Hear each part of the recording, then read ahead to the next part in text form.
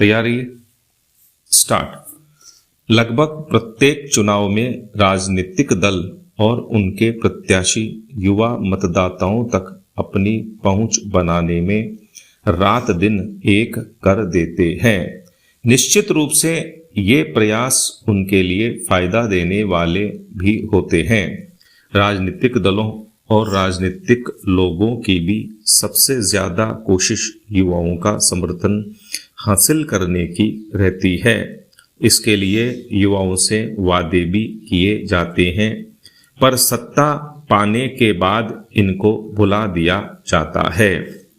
राजनीति से जुड़े लोगों के लिए भी अब यह वक्त आ गया है जब वे अपने संकल्पों को उपलब्धियों में बदलें। पैरा वर्ष 2014 का आम चुनाव आशाजनक संकेत लिए था, जब कुल 66% मतदान हुआ।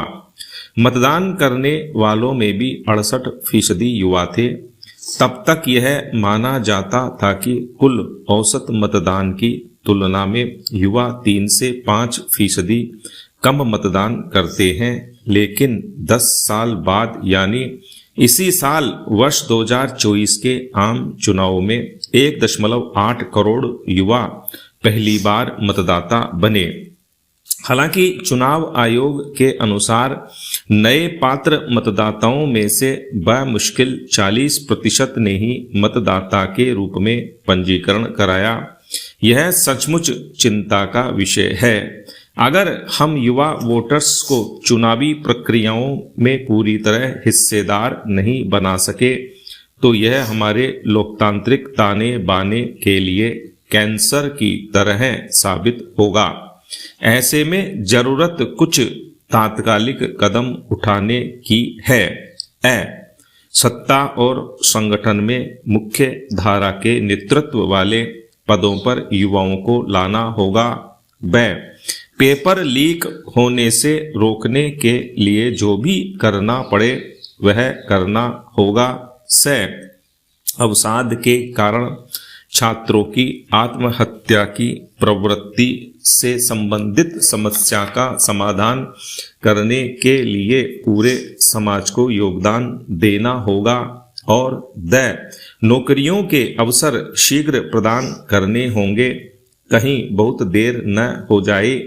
पैरा सबसे पहले हमें जो करना चाहिए वह है राजनीतिक ताने बाने में युवा नेताओं के लिए पर्याप्त प्रतिनिधित्व सुनिश्चित करना।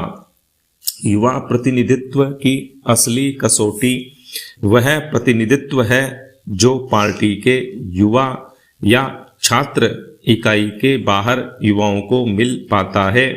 युवाओं की भूमिका केवल वाहन, बाइक रैली या बैनर, पोस्टर और नारे लगाने तक ही सीमित नहीं है।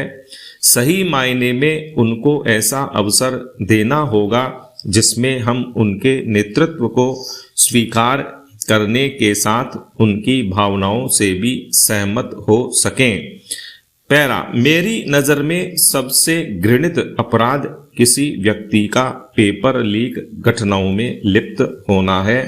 बेरोजगारी और सामाजिक आर्थिक असमानताओं के बीच नौकरियों की चयन प्रक्रिया में सेंध लगाना उन युवाओं के लिए झटका है जो इन परीक्षाओं की तैयारियों में अपना काफी समय खपा देते हैं।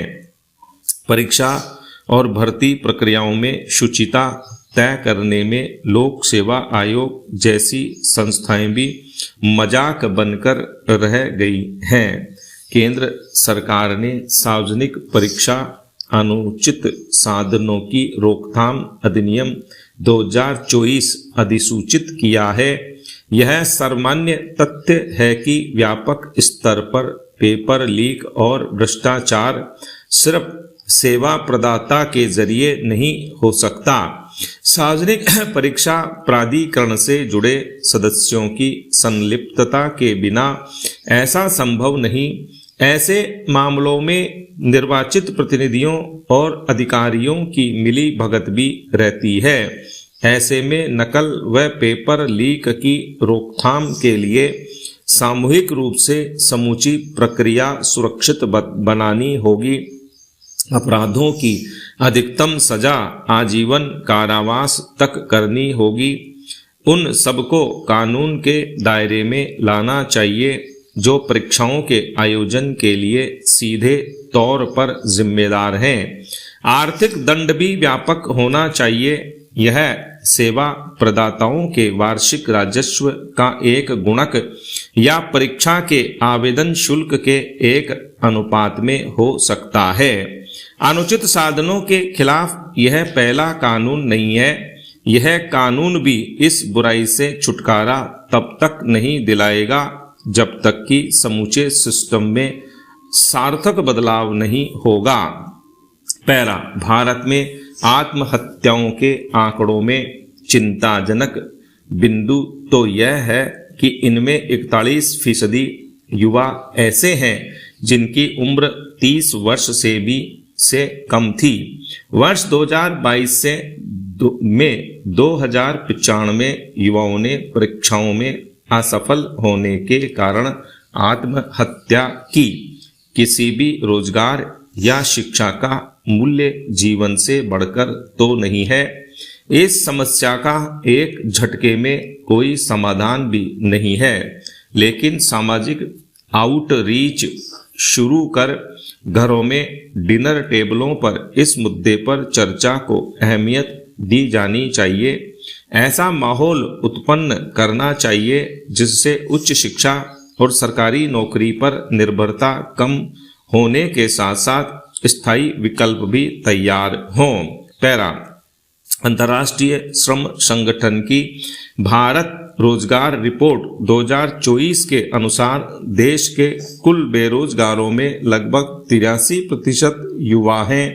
वर्ष 2030 तक भारत को नए गैर कृषि क्षेत्र में कम से कम 9 करोड़ नौकरियां उत्पन्न करने की जरूरत है।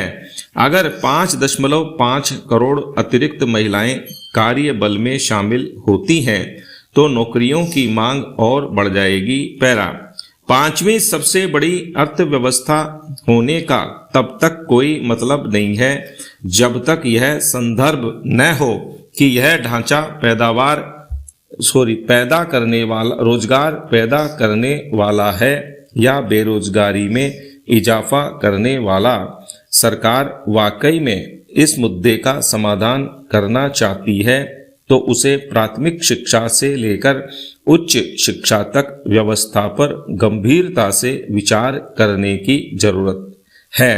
रोजगार सृजन के मुद्दे पर विफलता से हमारी राजनीतिक और गवर्नेंस प्रणालियों में युवाओं का भरोसा तो डगमगाता ही है। हमारे सामाजिक सरोकार सुनिश्चित करने के उपायों की सफलता भी खतरे में पड़ जाती है। स्टॉप।